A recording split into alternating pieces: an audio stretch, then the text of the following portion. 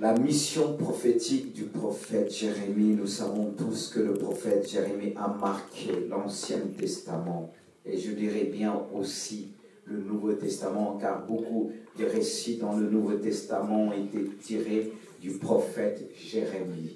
Et cette parole a traversé plusieurs siècles jusqu'à nous aujourd'hui. Et cette mission nous concerne. Cette mission prophétique nous concerne. Nous avons en tant qu'Église reçu une mission prophétique. Car quand on parle du prophétisme, on s'attend toujours à des paroles de connaissance, des paroles qui révèlent les cœurs. Mais ce n'est pas seulement ça. Et nous avons l'occasion de voir, nous allons le voir à travers le ministère de Jérémie. Ce qu'il avait reçu, ce n'était pas facile. Et Dieu va nous emmener à regarder le ministère prophétique sur cet angle à travers la vie de Jérémie. Parce que nous, quand on entend prophète, pas ça, c'est vrai qu'on s'empresse parce qu'on aimerait bien savoir, connaître l'avenir, savoir où on met le pied. Est-ce qu'on dit, qui dit prophète, qui dit ministère prophétique, dit aussi l'avenir. Mais cela ne concerne pas simplement l'avenir. Certes que le Seigneur nous emmène à faire les choses aujourd'hui. Le ministère de prophète commence aujourd'hui. Notre mission commence aujourd'hui. C'est ce que nous allons voir à travers cet homme. Alors je vous invite de lire avec moi à partir du chapitre 1. On va commencer le verset 1 jusqu'au verset 10. Voilà. Tout le monde est présent. Quand je dis tout le monde est présent, vous savez qu'on peut être présent de corps physiquement, qu'on n'est pas présent d'esprit, qu'on n'est pas présent de l'âme. On essaie d'être présent, mais souvent il y a quelque chose, peut-être que des nouvelles que tu as reçues au cours de cette semaine te parlent, veut te tirer vers l'extérieur. Mais je prie le Seigneur qu'il puisse te ramener pleinement, pas simplement physiquement, moralement et spirituellement. Alors là, c'est là que tu pourras saisir qu'à travers la lecture ce que Dieu veut te dire. Amen. Verset 1er nous dit, parole de Jérémie, fils d'Ilkija, l'un des sacrificateurs d'Anathoth, dans le pays de Benjamin. La parole de l'Éternel lui fut adressée au temps de Josias, fils d'Amon, roi de Juda, la 13e année de son règne. Et au temps de Joachim, fils de Josias, roi de Juda, jusqu'à la fin de la 11e année de Sédécias, fils de Josias, roi de Juda, jusqu'à l'époque où Jérusalem fut emmenée en captivité au 5e mois. La parole de l'Éternel me fut adressée en ce mot. Avant que je t'eusse formé dans le ventre de ta mère, je te connaissais. Et avant que tu fusses sorti de son sein, je t'avais consacré. Je t'avais établi prophète des nations. J'ai répondu, ah, Seigneur éternel, voici, je ne sais point parler, car je suis un enfant. Ensuite, et l'Éternel me dit, ne dis pas, je suis un enfant, car tu iras vers tous ceux auprès de qui je t'enverrai, et tu diras tout ce que je t'ordonnerai. Ne les crains point, car je suis avec toi pour te délivrer, dit l'Éternel. Puis l'Éternel étendit sa main et toucha ma bouche. Et l'Éternel me dit, voici, je mets mes paroles dans ta bouche. Regarde. C'est là donc le ministère de Jérémie. Je t'ai établi aujourd'hui sur les nations, sur les royaumes, pour que tu arraches et que tu abattes, pour que tu ruines et que tu détruises, pour que tu bâtisses et que tu plantes. Et nous disons Amen. Tout va se résumer, se développer à travers le verset 10. Mais je veux revenir un peu en avant sur ce prophète, comment Dieu l'a préparé. Il vient d'une famille de sacrificateurs. Et sacrificateur, quand on parle de sacrificateur, c'est celui qui se consacre pour servir Dieu d'une manière très particulière. C'est ceux que Dieu a choisis pour porter le fardeau aussi du peuple. Il y avait quand même une préparation dans la vie de cet homme. Et voilà que Dieu l'appelle très jeune. Les choses commencent très jeunes avec Dieu. C'est nous qui avons l'habitude de retarder. C'est souvent on dit, ah, c'est à cet âge-là.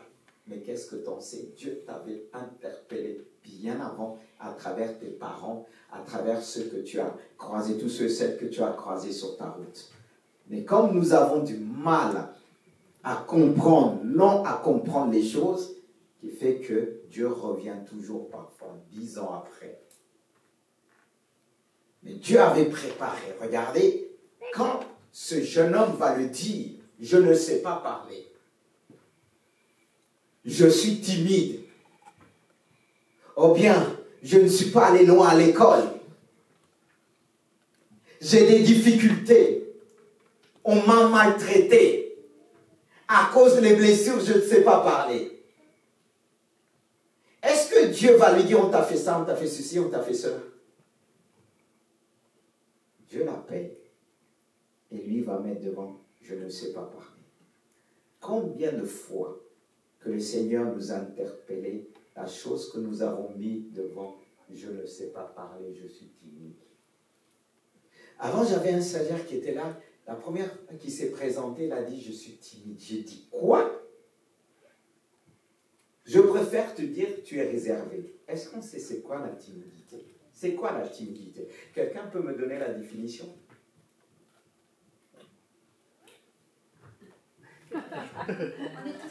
Personne? Non. Moi, je ne suis pas timide.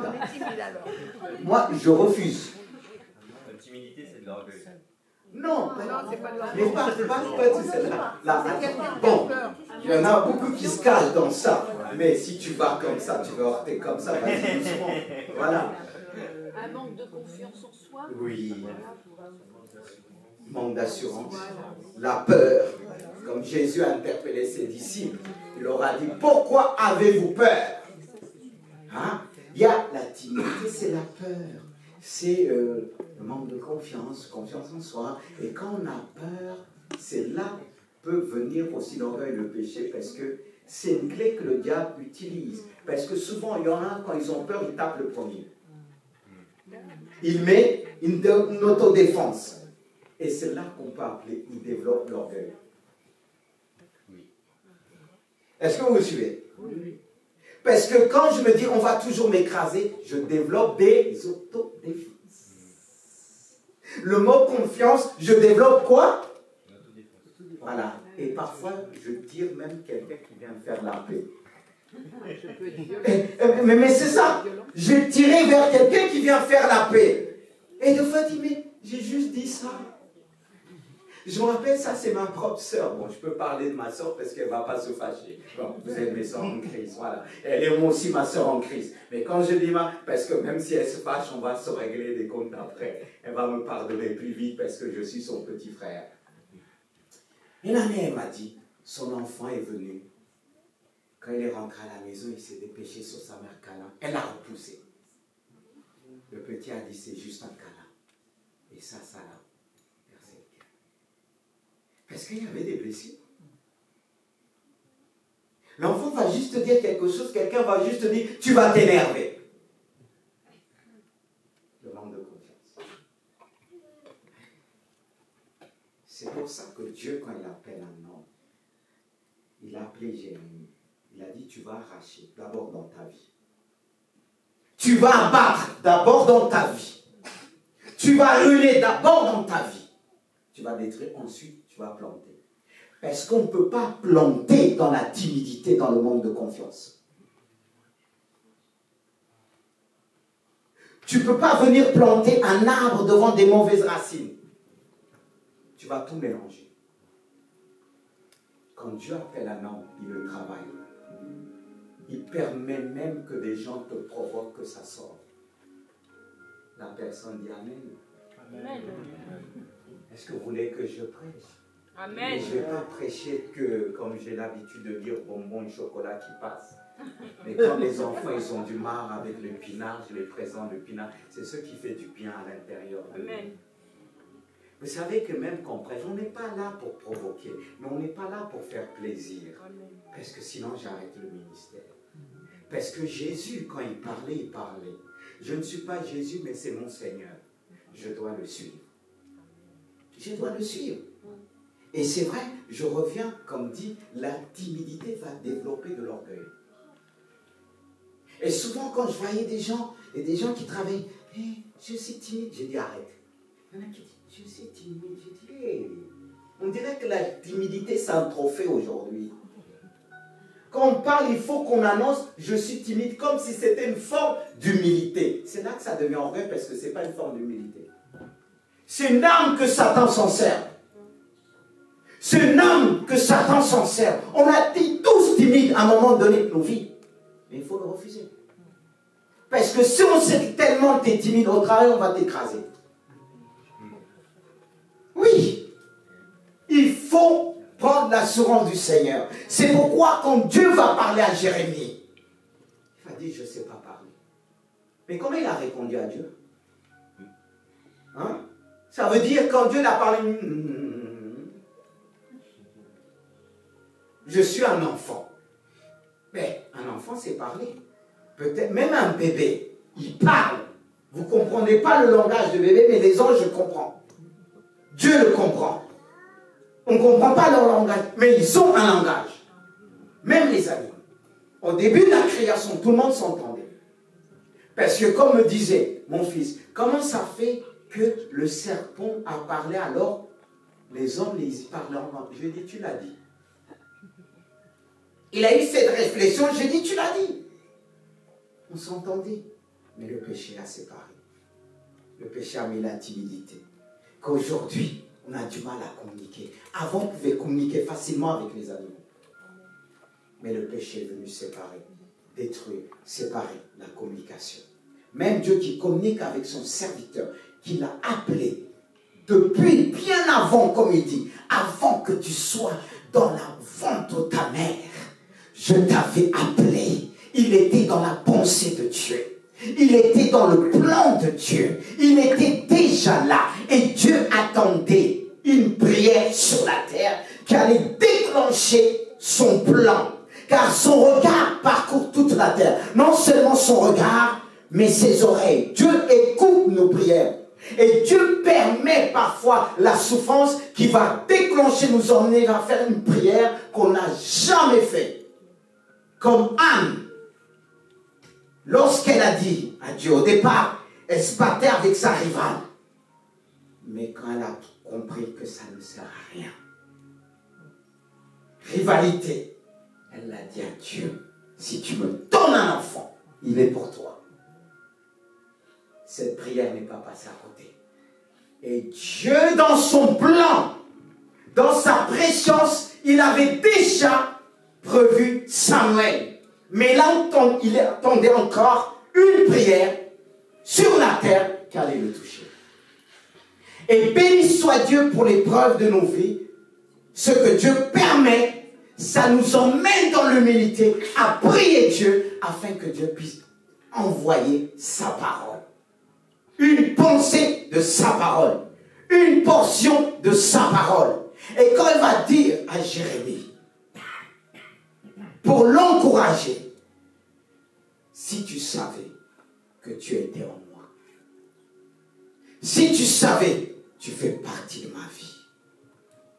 Mais j'attendais, je cherchais une femme, je cherchais un homme sur la terre qui me prie, afin que ce que j'ai résolu faire, que je puisse l'envoyer, c'est-à-dire une prière qui correspond à la pensée de Dieu, qui correspond au plan de Dieu.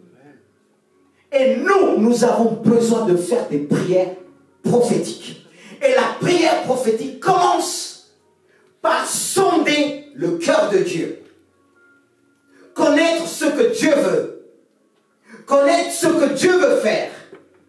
Et cette prière qui va sonder le cœur de Dieu par l'Esprit de Dieu va faire en sorte que Dieu va envoyer son plan qui était en lui depuis des générations. Le ministère prophétique commence par là. C'est-à-dire un prophète, c'est celui, il prie le Seigneur, il cherche la face de Dieu. Il déclenche les choses par la prière. Il rentre dans le cœur de Dieu. Il rentre dans la pensée de Dieu. Et Dieu le donne aussi d'autres fils des prophètes. Parce que Jérémie était engendré dans la prophétie par la prière. Et voilà, Dieu le dit, non. Tu es plus qu'un enfant. Comme Dieu l'a dit pour nous montrer que Jésus, il est le commencement et la fin. Tu n'avais pas de commencement, tu étais en moi. Ne dis pas que tu es un enfant. Je vais toucher ta bouche. Je vais mettre mes paroles en toi. Le prophète est celui qui prend la parole de Dieu. Qui met la parole de Dieu en lui. Qui se fortifie par la parole. Une fois qu'il a reçu, il a été fortifié. Un prophète cherche à connaître la parole de Dieu, le plan de Dieu par sa parole. Et voilà, Dieu va lui dire, je t'ai établi. Je t'ai établi sur quoi? Sur les nations, sur les royaumes. Quel ministère puissant. Et quand on parle de tout ce qui est invisible, ça commence par l'invisible. Il y a aussi le royaume invisible. Des nations invisibles que nous devrons faire face. Mais quand on s'approche de Dieu, Dieu ouvre nos yeux pour voir certains aspects du monde spirituel, pour mener bien le combat. On pourrait dire qu'il était tout seul, mais là, il va lui dire, je t'ai établi aujourd'hui. Dieu nous a établis. Dieu nous a établis en tant qu'Église, bien-aimés de Dieu. Elle va dire, je t'ai établi sur les nations, sur les royaumes, pour un but. Pour faire quoi? Pour arracher. Et deuxièmement, on va dire pour abattre, pour ruiner, pour détruire. Ensuite, bâtir et planter. Ça fait partie du ministère prophétique. Vous voyez, là souvent on entend, mais prophétise sur moi, dis-moi l'avenir. Est-ce que l'on parle de l'avenir? Car si tu n'enlèves pas tout ce que tu dois enlever, comment tu vas voir Dieu? Vous savez, il y a tellement de gens qui vivent sur leur souffrance, quand vous les parlez du bonheur, ils ne voient même pas. Ils ont été aveuglés par les souffrances. Tu lui dis, lève-toi! La bénédiction est là. Mais ils vont toujours vous ramener. On m'a fait ceci. On m'a fait cela. Je suis blessé. J'ai pas eu de mère. J'ai pas eu de père. Mais si tu n'as pas eu de père, ton Père Céleste. Si tu n'as pas eu de mère, ton Père Céleste. Jésus est tout. Ne t'arrête pas sur tes souffrances. Tourne-toi vers Jésus. Mais il veut t'aider ce matin. Par le ministère de Jérémie, comme il le dit, tu vas arracher. Qu'est-ce qu'il devait arracher? Parce que très souvent on peut dire, ah, Dieu l'appelle de faire, d'aller. Mais avant de faire, Dieu va faire concourir les choses, c'est-à-dire dans ta vie, qui va te permettre d'arracher certaines choses en toi qui t'empêchent d'aller loin avec Dieu. Parce que lorsque nous entendons la parole, l'appel de Dieu dit, ah, Dieu m'appelle à guérir. Mais d'abord, guéris-toi.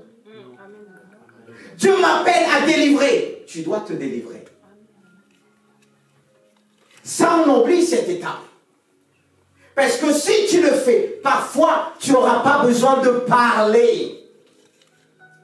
Parce que tu as été délivré.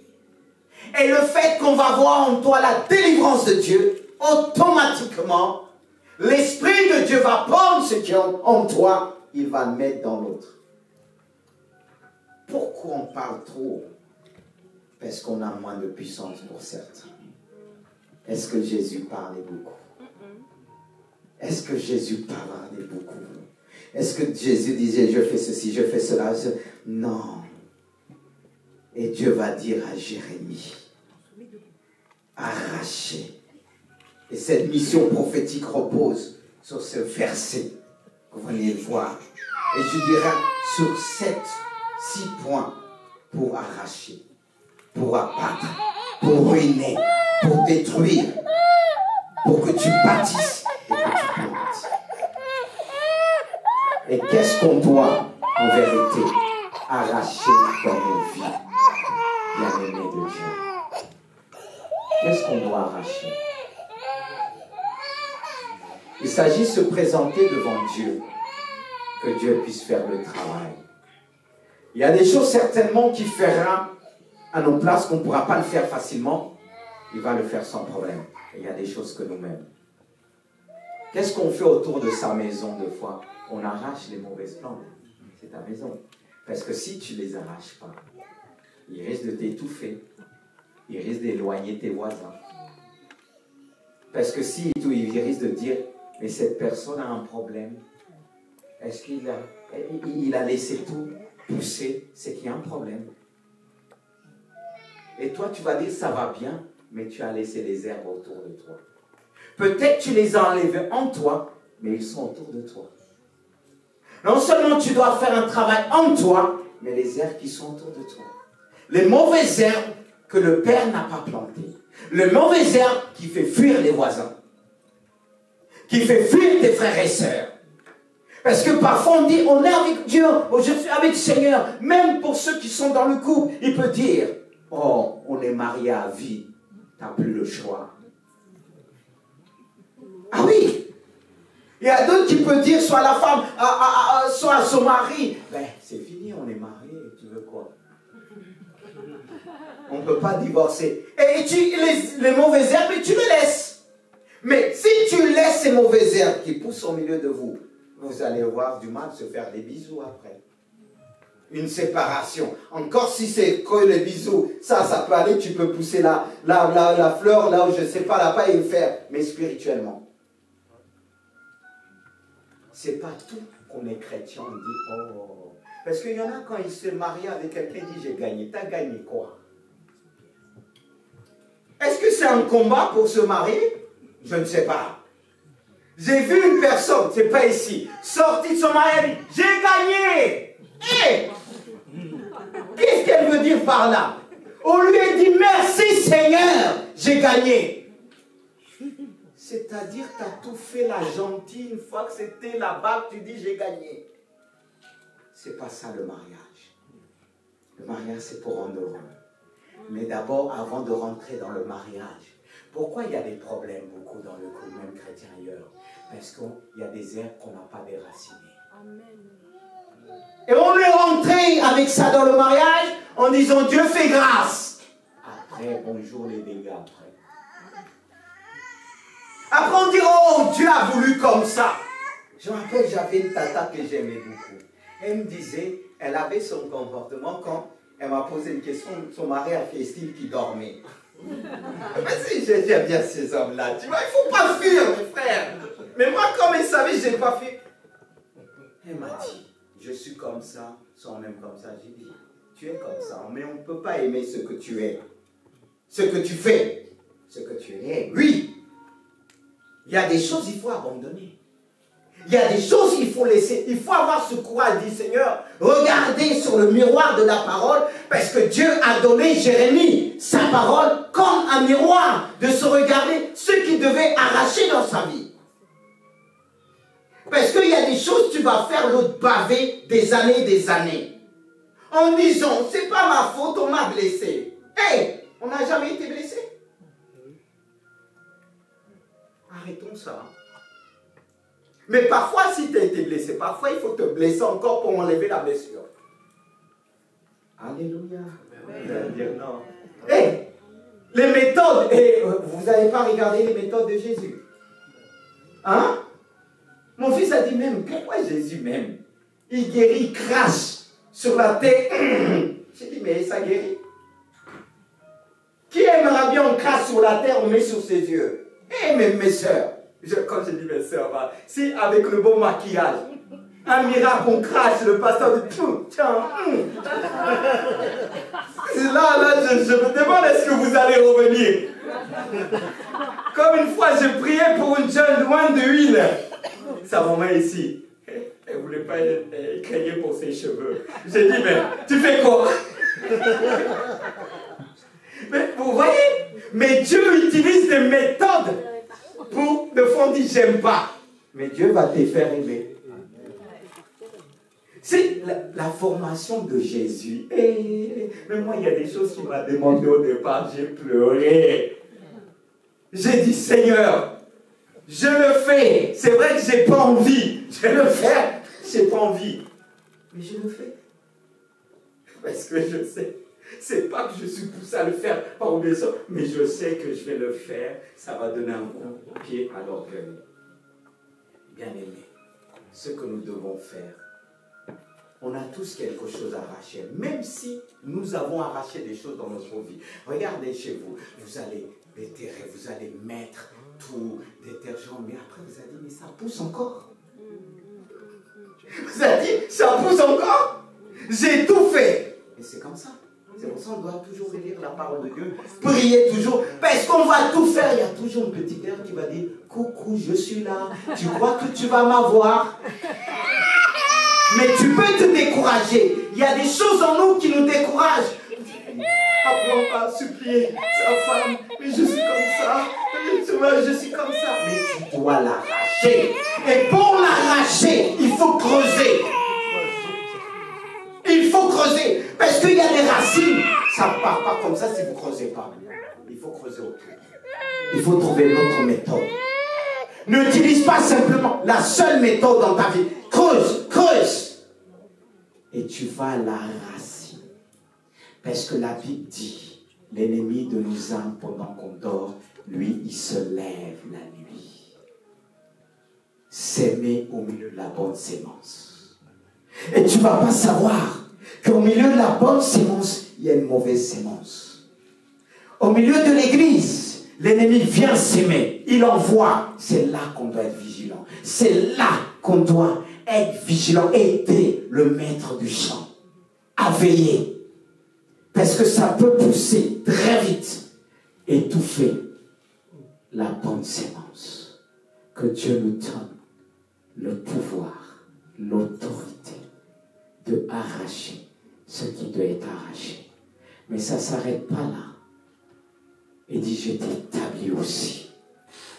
Aujourd'hui, peut-être tu dis, tu vas faire ce travail demain. Mais il est marqué aujourd'hui.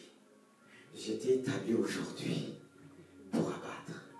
Comme je disais l'autre jour, vous savez qu'il y a ces simples herbes, ces plantes, parfois ça peut faire des arbres.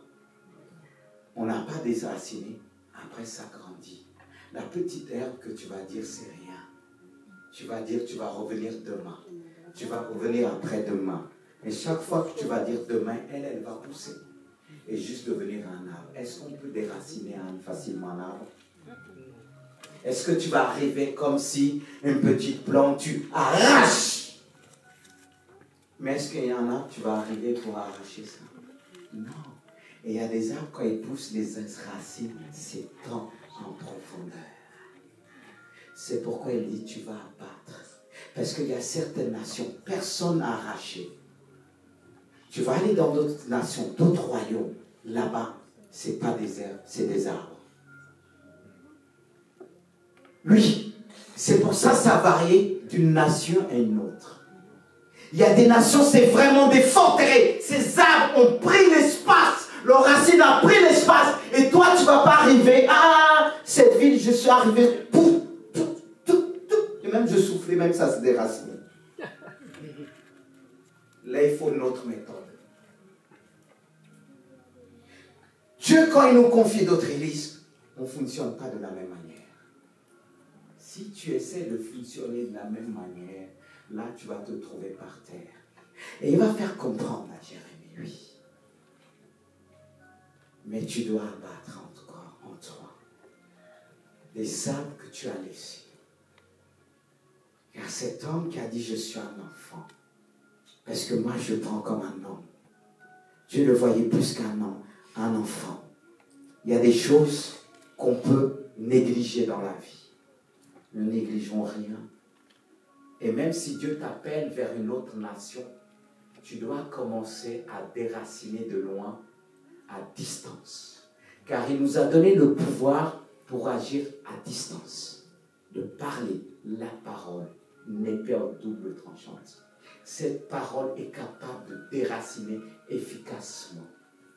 Amen. Amen. Car si je dis qu'il y a des arbres, parfois ce n'est pas nous-mêmes qui ont permis que ces plantes ont poussé devenir des plantes, mais ceux qui t'entourent ont laissé ces plantes pousser et Dieu t'appelle à faire le travail.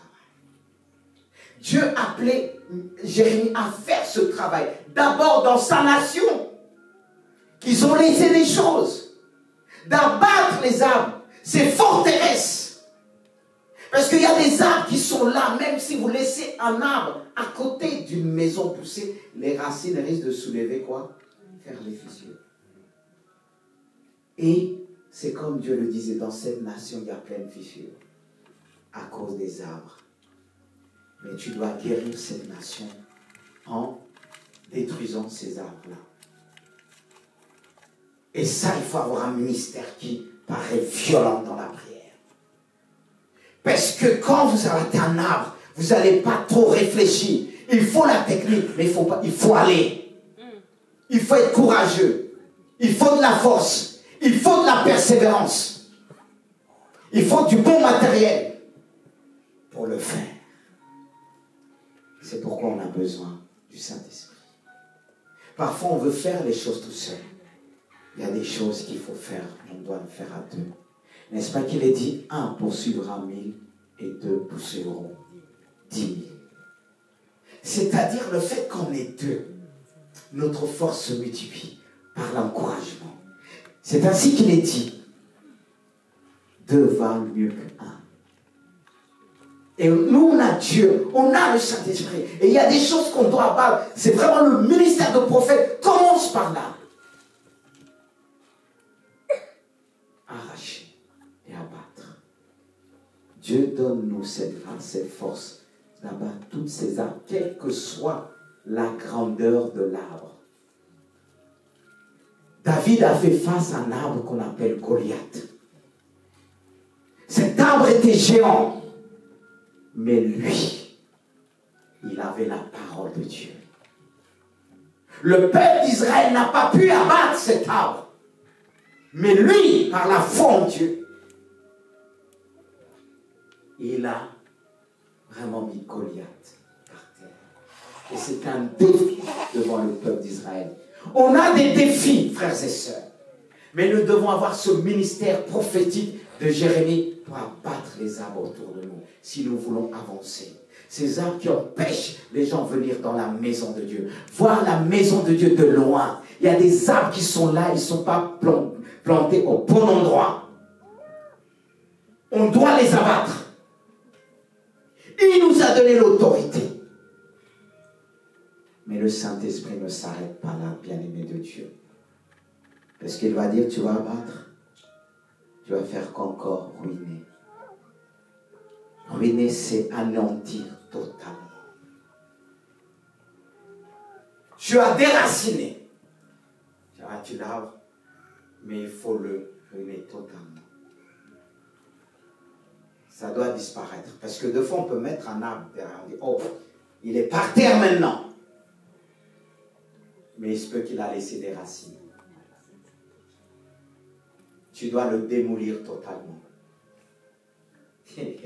On a le ministère de démolition, mais pas dans le mauvais sens qu'on peut prendre. Démolir une personne, non. Mais si cette personne est un sorcier, il ne veut pas se... On peut le démolir. Par l'autorité de Dieu. Il faut s'assurer que l'arbre que j'ai mis par terre soit bien démoli. Il faut se rassurer. Et si tu n'es pas sûr, tu dois le détruire par le feu. Le feu détruit, il enlève toutes sortes de traces. Et il y a des choses que nous devons détruire par le feu. l'heure de l'ennemi dans nos vies se lever à un moment donné en disant tout ce qui a été fait dans le monde invisible au pas et autres, je détruis, je prends l'autorité que tu m'as donnée, le pouvoir prophétique que tu m'as donné, je prends position parce que tu m'as établi aujourd'hui pour faire ce travail. Et si tu te tiens devant le miroir de la parole de Dieu, Dieu va te révéler ce qu'il faut faire. Comme il a fait à Jérémie, ma parole est en toi pour te révéler ce que je suis, pour te révéler mon cœur. Car si ta parole est en moi, cette parole va faire le travail. Je suis avec toi depuis le commencement et je serai toujours avec toi. Je t'abandonnerai point, je te délaisserai point. Je combattrai pour toi. Si tu me lèves, si tu reconnais, je suis ton Dieu. S'il te manque des forces, je suis là pour te renouveler. C'est moi qui t'ai établi. Parfois, on se trouve face à des circonstances, des problèmes, des difficultés. On regarde autour de nous, on voit Goliath. On se dit, son puissant. Ça m'arrive. Et quand Dieu me rappelle ses espoirs, je demande aussitôt Dieu pardon. Parce que Dieu me rappelle toujours, souviens-toi ce que je fais à travers toi. Souviens-toi. C'est vrai, quand les problèmes nous envahissent, viennent comme un fleuve, on est là. Et Dieu me dit, combien même l'ennemi viendra comme un fleuve, mon esprit le mettra en fuite. Tu as reçu le pouvoir de déraciner. Tu as reçu le pouvoir d'abattre, de ruiner, de démolir totalement et de détruire par le feu. Sinon, tu ne pourras pas planter. Vous savez, quand on arrive dans un endroit, on voit c'est beau, on s'empresse.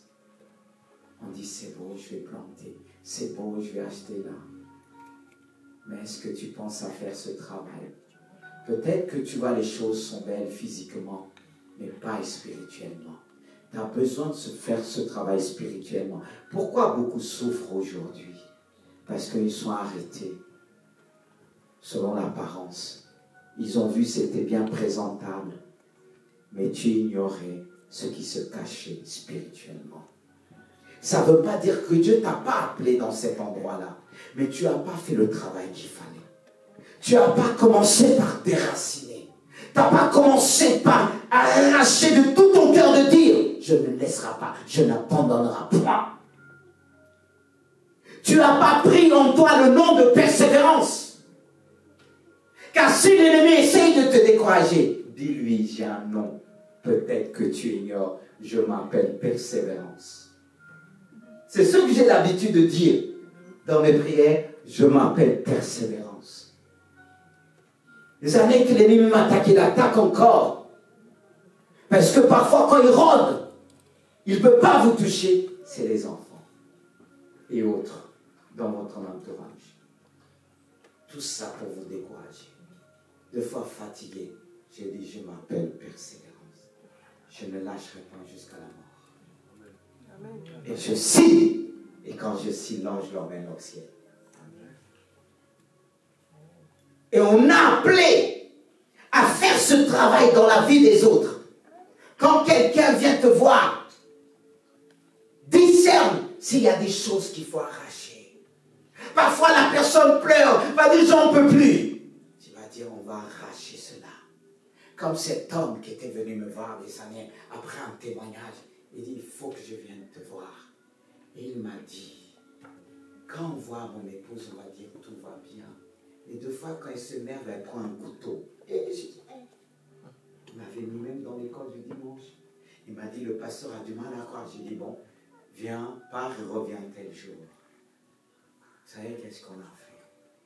On a commencé à arracher toute la nuit dans la prière.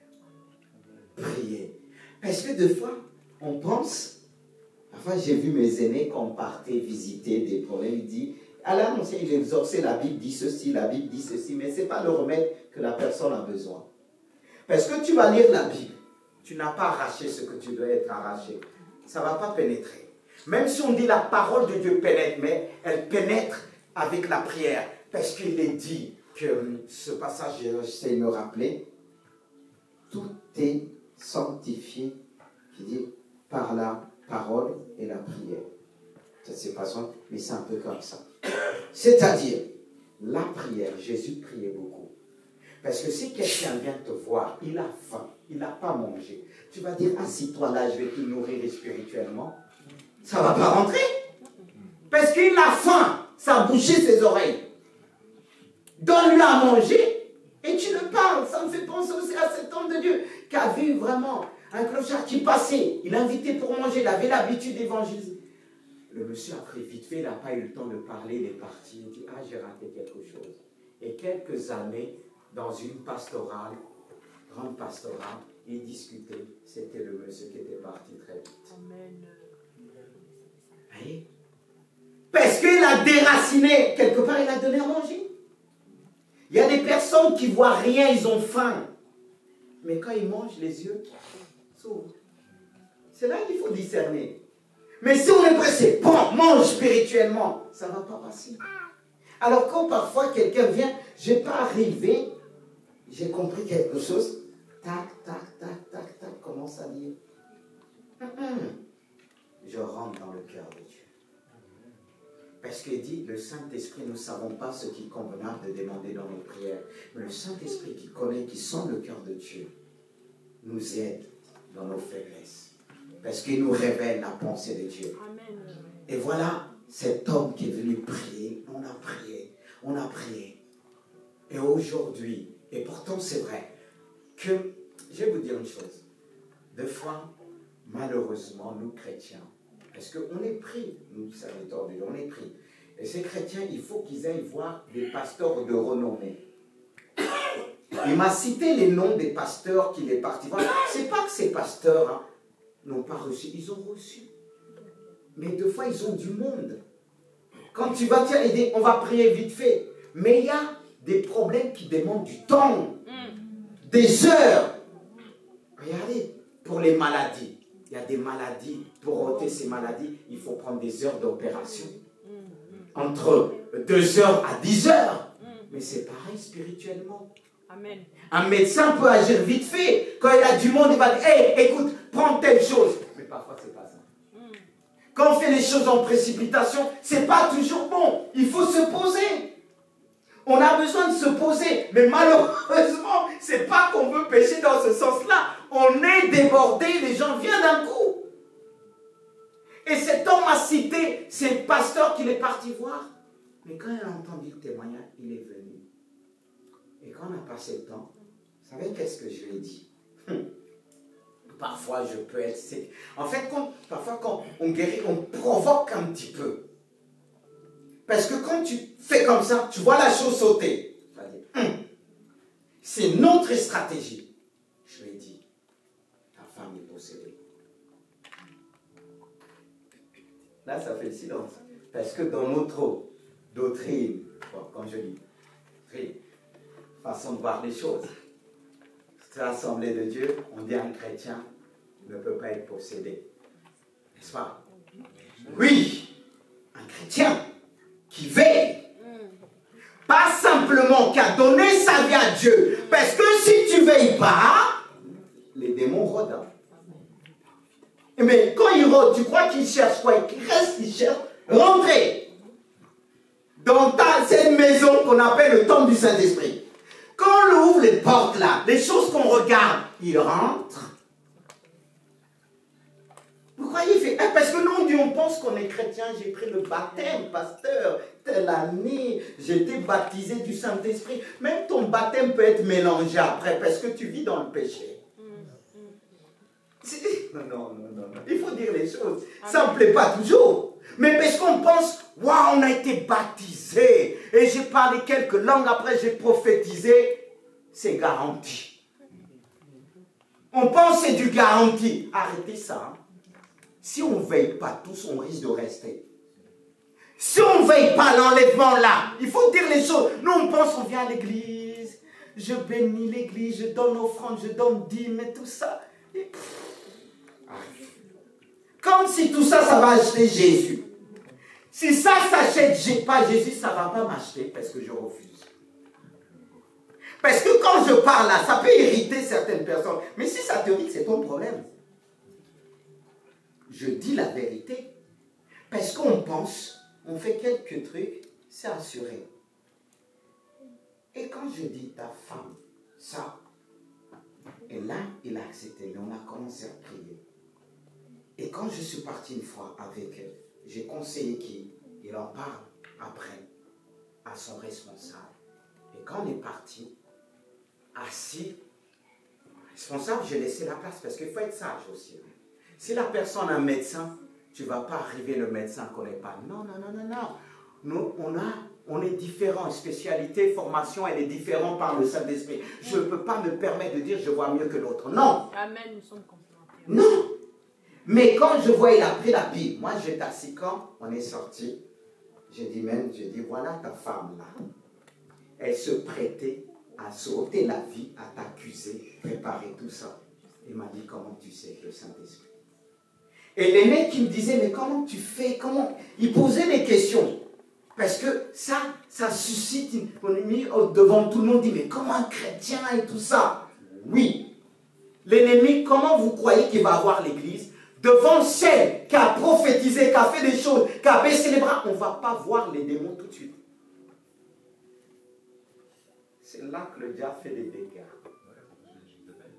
Parce qu'on ne voit pas tout de suite, parce qu'on a fait, la personne était bien. C'est pour ça que le diable va tout faire pour s'attaquer aux chrétiens rétrogradés, pour frapper l'église. Oui. Écoute, j'ai vécu dans une convention de pasteurs. Dieu me dit, il y a quelqu'un qui est ici qui dit, je dis, oh Seigneur, comment je vais dire ça? Mais Dieu ne m'a pas laissé. Je n'ai pas dormi toute la nuit. Il fallait que j'aille dire le message. Mais pour dire le message devant tout le monde, ils ont tous baissé la tête. Et après, il fallait l'humour aussi. Dieu nous donne le tact. Quand les gens, tout le monde a rigolé, alors j'ai passé le message. J'ai dit, il y a quelqu'un ici qui est tourmenté par des esprits parce qu'il a ouvert des portes. Il a ouvert des portes où aujourd'hui il est dépassé. Parce que si je ne disais pas le message, la nuit, Dieu ne m'a pas laissé. Je voyais des esprits prendre la tête d'un enfant qui rentrait, tout ça. J'ai dit, moi, je n'ai pas envie de prier, j'ai envie de dormir.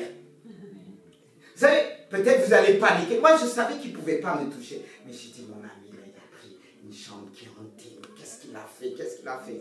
Dieu m'a dit, tu vas parler. Si tu ne parles pas, je ne vais pas te laisser. Imagine, Dieu permet que tu sois tourmenté. Si tu ne dis pas le message, je dis, ok, j'ai compris. Je le fais. Et quand j'ai vu mes collègues qui ont fait l'école biblique, qui sont déjà des responsabilités, je suis parti chercher un abri qui m'a introduit. Ils m'ont dit, ok, mais le moment où tout le monde est retourné, dit, amen, amen, que Dieu te bénisse. Mais j'ai pris mon courage de mon cheval. Vous savez, c'est ça, l'esprit prophétique, il prévient et voit, parce que cette personne ne pouvait plus déraciner des choses dans sa vie. Parce que si tu laisses un moment, il faut qu'une autre personne vienne avec des matériaux qui vont te faire du mal. Est-ce que vous suivez?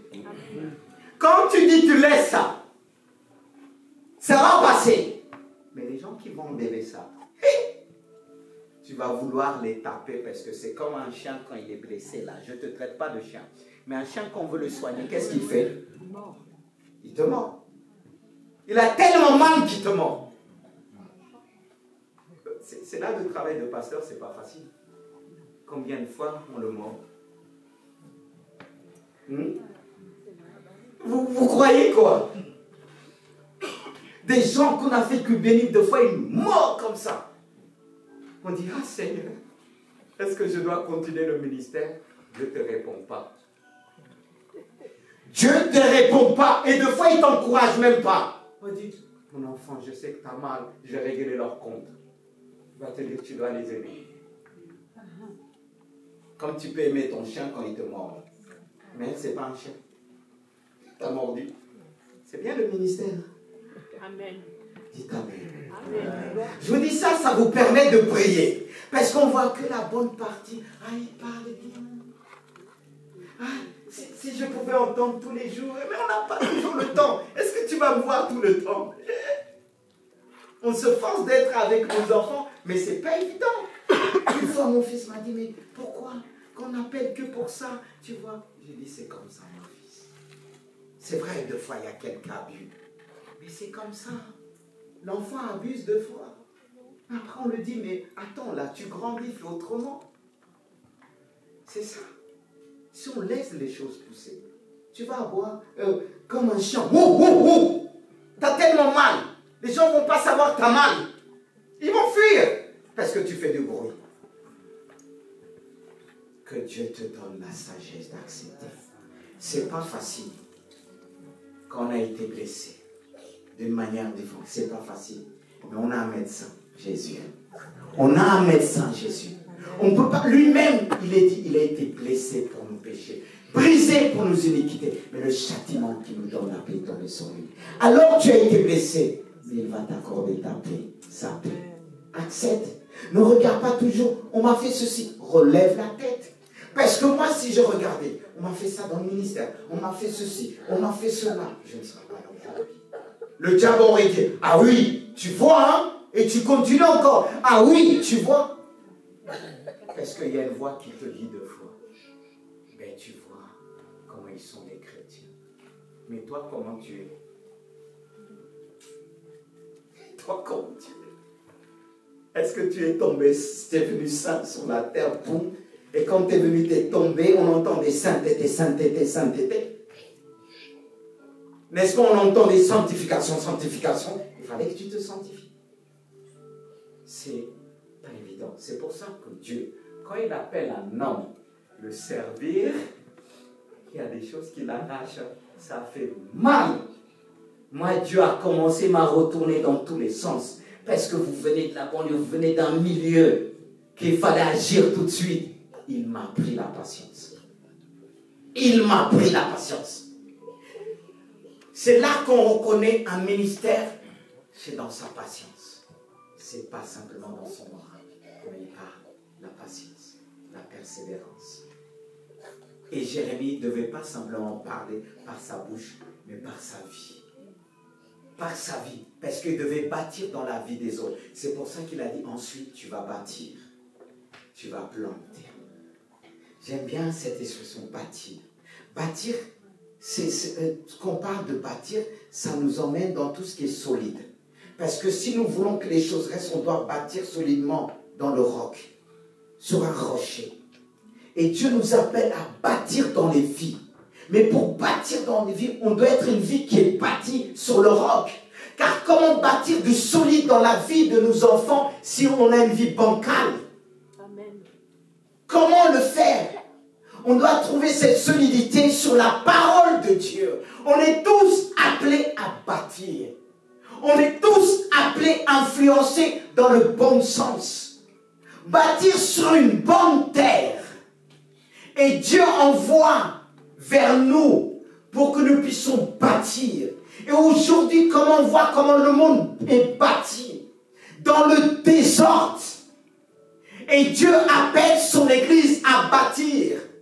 Mais celle-ci a des difficultés à cause du péché. À cause du manque de la connaissance de la parole de Dieu. N'est-ce pas, il est dit, mon père périt parce qu'il lui manque de la connaissance. Amen. Cherchons la connaissance de Dieu. Cherchons l'autorité de Dieu. Je ne dois pas regarder à ma vie, mais à la vie des autres. Amen. Jésus a bâti en nous. Et je dois de même faire la même chose comme mon Père. Je dois être comme mon Père. Je dois être comme le Seigneur. Bâti solidement. Amen. Et prends le temps de bâtir. On vit dans un monde, c'est vite fait. Prends-nous le temps. C'est pas toujours évident. On veut tout de suite. Mais si tu bâtis vraiment, une fois bâtir une maison, on a besoin des arbres qui soient plantés comme cela doit être. Pas tout près de la maison, mais un petit peu éloigné pour apporter des fruits.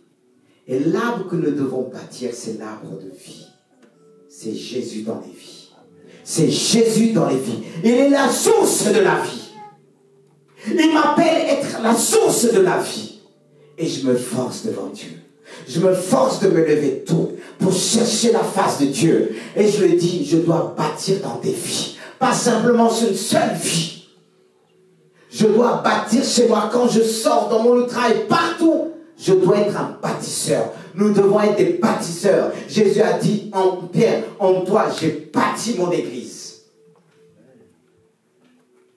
Et les séjours des morts ne pourront rien contre elle. Si tu bâtis avec Dieu, si tu le laisses bâtir en toi, mais d'abord, bien avant ça, d'arracher tout ce qui doit être arraché. Parce qu'il ne peut pas bâtir dans le désordre. On veut que Dieu bâtisse dans nos vies. On a une vie de désordre. Mais comment on va porter du fruit? Comment on va être efficace? J'ai l'habitude de dire, Seigneur, vois dans ma vie. Je ne suis pas arrivé, mais je veux te plaire. Ça me fait mal, mais arrache. Enlève pour que je puisse être utile et maniable entre tes mains.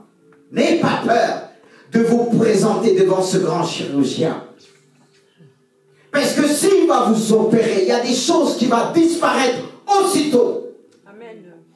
Laissez-vous prendre par ce chirurgien qui nous connaît parfaitement, qui sait enlever ce qu'il faut dans ta vie, ce qui t'empêche de progresser, ce qui t'empêche de bénir les autres, ce qui t'empêche de bénir ton épouse, ton mari.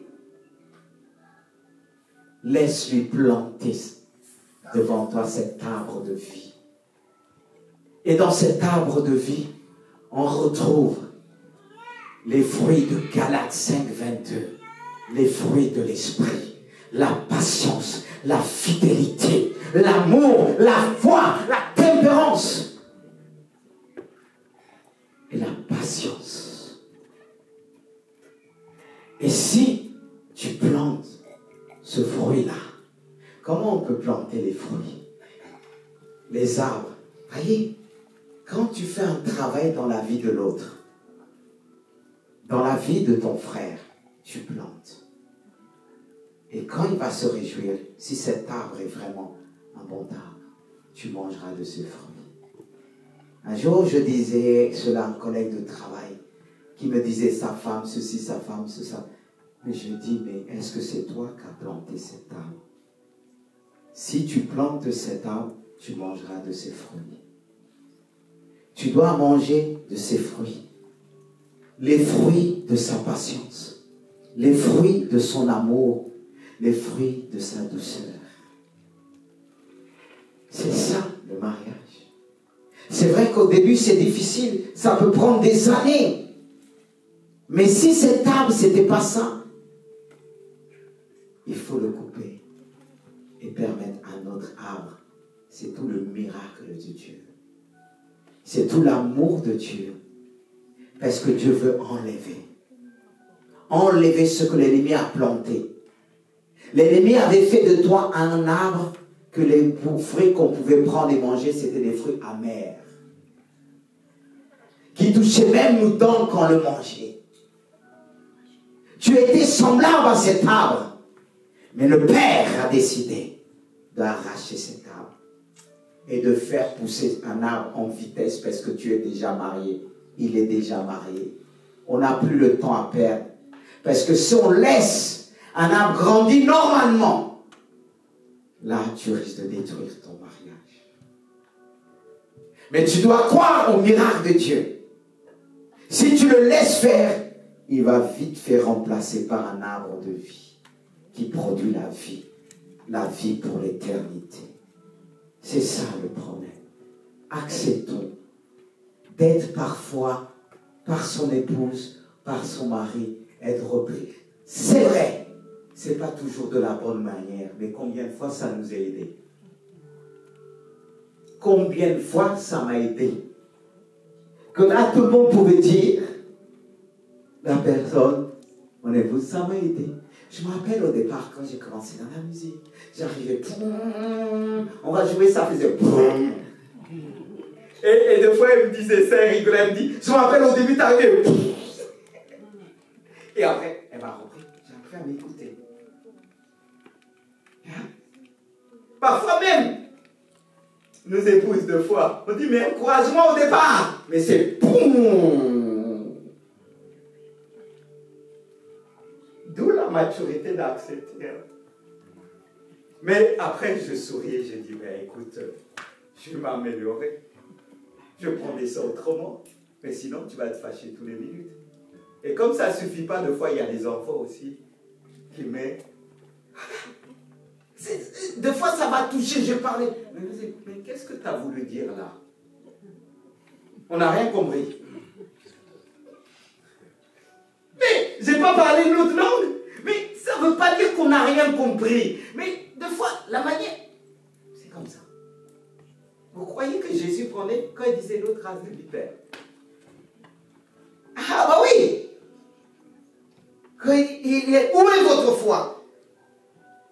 Mais vous savez qu'à un moment, plus on grandit avec Dieu, Dieu, quand il le reprend, il ne perd pas de temps, il va directement. C'est vrai qu'un enfant, on a besoin, genre, il faut être quelqu'un qui vient se convertir, c'est comme un enfant, il faut aller tout doucement. Tu ne vas pas agir de la même manière.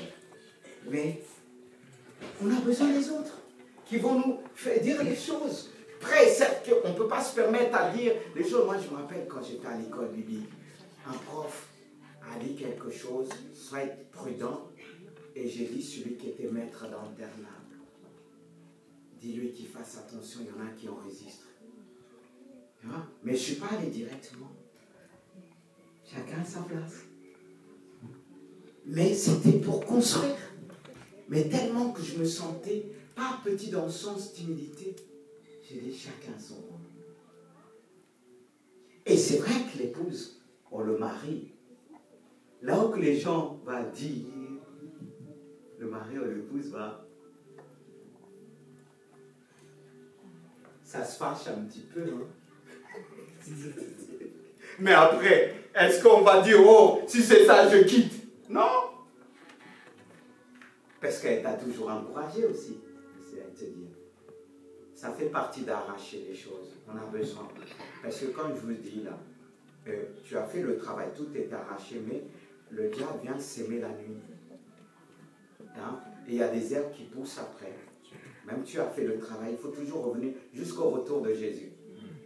Il t'a sanctifié, mais la sanctification va empêcher, chaque fois qu'il va arriver, tu vas arracher aussitôt. Tu ne vas pas laisser les mauvaises racines prendre la place. Ne laissez pas.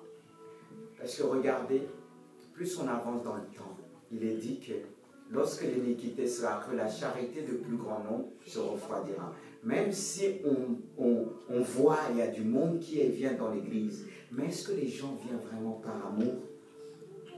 Beaucoup viennent par intérêt. Et avec le temps, cet amour se refroidit. On a peur. On ne va pas dans le but de blesser quelqu'un. Moi, je vais dans le but pour déraciner. Pas la personne blessée, c'est-à-dire déraciner là où je ne dois rien faire. Non, déraciner une fois la personne. Tu vois, quand la personne enlève, tu as mal après. Ah oui, j'avais mal, mais plus mal. Parce que tu as enlevé.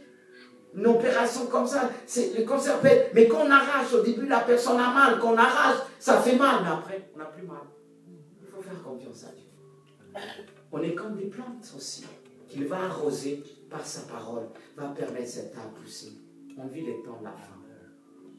Prenons le temps de dire, Seigneur, tu nous appelles à avoir cet esprit prophétique qui va déclarer les choses afin que nous puissions voir la gloire de Dieu. Amen. Amen. Amen. Et je m'arrête là. On va prier. Ça ne va pas être long, court. Est-ce qu'on peut se mettre debout? Et tu vas le faire, je ne dis pas d'arracher chez l'autre, mais en toi. Tu vas dire, Seigneur, tu m'as établi aujourd'hui. Tu m'as établi sur ma maison.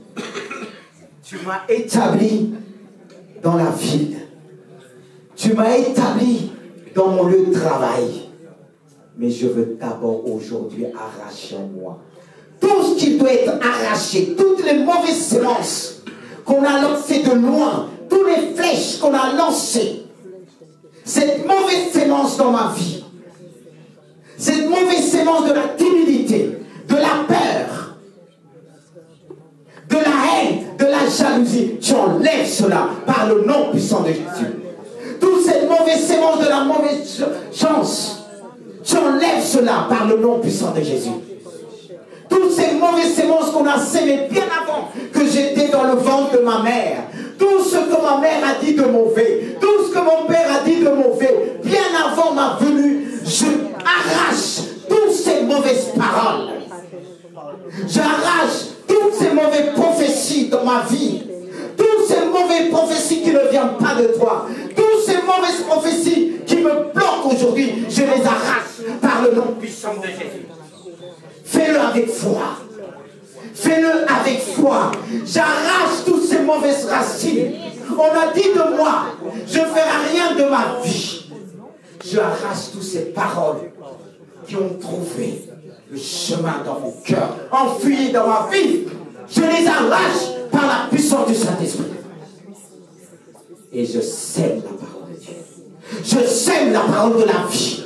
Je sème la parole de la vie. Je sème la parole de victoire. Je sème cette parole qui me dit je suis plus que vainqueur. Je sème cette parole qui me dit que j'ai le pouvoir du Saint-Esprit. Je sème cette parole qui me dit que j'ai le pouvoir sur la maladie. Toutes les mauvaises semences qu'on a sémées dans ta vie, proclamer la maladie, proclamer tu ne feras rien de tes études, proclamer ces paroles qui t'ont dit que tu seras un délinquant, cette parole qui te dit tu ne feras rien. Non, je refuse. Je sème une parole de réussite. Je sème une parole de prospérité dans ma vie. Ma vie prospérera par le nom puissant de Jésus. Je sème la prospérité. Je arrache cette parole, cette mauvaise sémence de la pauvreté dans ma vie. Que tu me donnes ton intelligence ce matin par le nom puissant de Jésus. Seigneur, tu vois tous ces arbres qui sont dressés autour de moi, qui m'empêchent de voir ta gloire. Je veux les abattre par la puissance du Saint-Esprit. Tu me donnes l'autorité de parler, de déclarer, parce que tu nous dis que le sang de Jésus parle. Le sang de Jésus parle à notre faveur. Et tu as dit qu'ils l'ont vaincu par le sang de l'agneau et par leur témoignage, par le nom puissant de Jésus. Je prends l'autorité de les abattre. Tous ces arbres invisibles qui ont été dressés contre moi pour m'empêcher de marcher vers ma destinée, je les abats une par une au nom puissant de Jésus. Tu réussiras dans tes études. Proclame, Dieu nous a établis. Il t'a établi sur ta famille. Tu dois d'abord abattre tous ces arbres de la sorcellerie, tous ces arbres qui t'empêchent de voir la hauteur, la grandeur de Dieu par le nom puissant de Jésus. C'est pourquoi il te dit, tu seras toujours en haut, jamais en bas. Parce qu'en bas, tu peux trouver ces arbres-là, mais il te donne l'hauteur. Il te donne l'hauteur. Oui, tu as dit, je serai toujours en haut, jamais en bas. Tu seras toujours la tête, non la queue. Prononce, déclare, afin qu'il puisse planter dans ton cœur. Et quand tu te lèves le matin, que tu puisses entendre une parole qui te dit, mon enfant, tu vas réussir. Mon enfant, tu vas réussir dans ton étude. Combien même l'ennemi viendra comme un fleuve, l'Esprit de l'Éternel le mettra en fuite par le nom puissant de Jésus. Tu réussiras. Le diable te fait croire à travers les épreuves de tes enfants qu'ils ne vont pas réussir. Refuse. Refuse. Lui qui change les événements et les circonstances est là. Et tu dois renaître totalement, anéantir totalement toutes les paroles. Car il dit, toute langue qui se lève en justice contre toi, tu les condamneras. Je condamne ce matin. J'anéantis, Seigneur, totalement tous les langues des méchants qui sont les choses de méchanceté qui sont prononcées pour ma vie. Toutes ces langues des méchants, des sorciers, de ces hommes sataniques, ces hommes méchants autour de mon travail, ces personnes méchantes dans mon école qui se sont moqués à travers mes lacunes. On s'est moqué de toi en disant tu n'arriveras pas, tu condamnes, Seigneur. Que ta bouche peut condamner leur langue aujourd'hui même. Je condamne toutes tes paroles négatives contre ma vie, je les condamne ce matin. J'ai reçu le pouvoir, j'ai reçu l'autorité. Tu es un enfant de Dieu. Tu vas réussir malgré les difficultés. Tu dis, j'arriverai parce que j'ai l'esprit de Dieu. J'ai l'esprit de Dieu en moi. J'ai l'esprit de l'intelligence, la sagesse, la connaissance, l'esprit de conseil. Au nom de Jésus. Tous ces langues. Parce que pendant que vous dormez, il y a des gens qui parlent mal de vous. Qui parlent mal de vous continuellement. Et le diable récupère. Je condamne toute leur langue, les paroles de méchanceté. S'il s'agit de ma mère qui a prononcé ces paroles, je condamne ces paroles. Si mon père a prononcé des paroles contre moi en disant tu n'arriveras pas, tu condamnes ces paroles. Peu importe la personne qui a prononcé ces paroles, peut-être c'est tes parents. Par colère. Il peut arriver par colère, condamne ces paroles. Parfois il m'arrive de dire, je dis Seigneur, je lis ces paroles. Est-ce que je veux proclamer la réussite dans la vie de mes enfants? Certes, on les avertit. Certes, on les emmène à être prudents. Mais déclarons, mère, père, et demandez aussi pardon. Peut-être que vous avez prononcé des paroles qui ne viennent pas de Dieu. Je veux aujourd'hui, c'est vrai, parfois il peut nous hériter et ça peut nous pousser à prononcer des paroles négatives. Mais au nom puissant de Jésus, si tu te rappelles les paroles négatives que tes parents ont prononcées, condamne ces paroles. Condamne ces paroles par la puissance du Saint-Esprit. C'est ce qui va te faire avancer.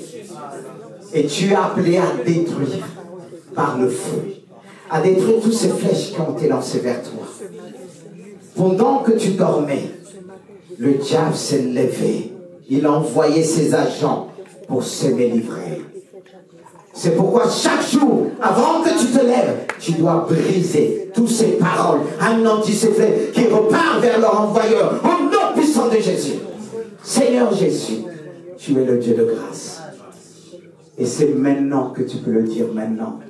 Vois ma vie devant toi. Seigneur, bâtis en moi. Bâtis en moi tout ce qui est solide. Je veux être un homme solide. Un homme fait. C'est pourquoi il est dit, toute écriture est inspirée de Dieu.